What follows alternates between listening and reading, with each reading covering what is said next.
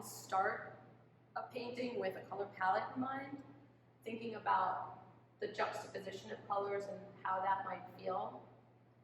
This new body of work sort of came about when I considered the possibility of not using color, but starting with a more neutral background, like a black and white, and really challenging myself to think more about the shades and the relationship of the shades. So I started this series with black and white. Balancing act was one of the first pieces that I started with. And as I started to play with the shapes and really think about the relationship from one shape to the next, I had to also draw from the experience that we were living in during COVID and thinking about how shapes relate to each other, similar to how people are. Sometimes distant, sometimes more connected.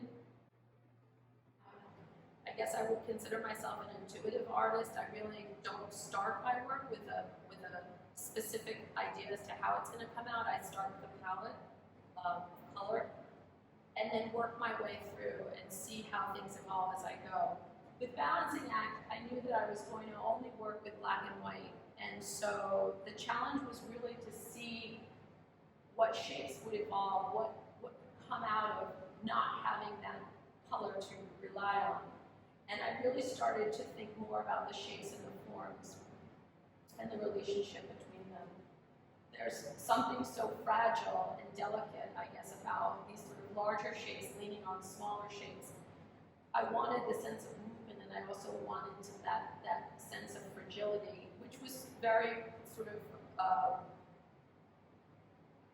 very current. I felt that there was a sense of fragility just relative to what we were all going through during the pandemic. So that's sort of where this body of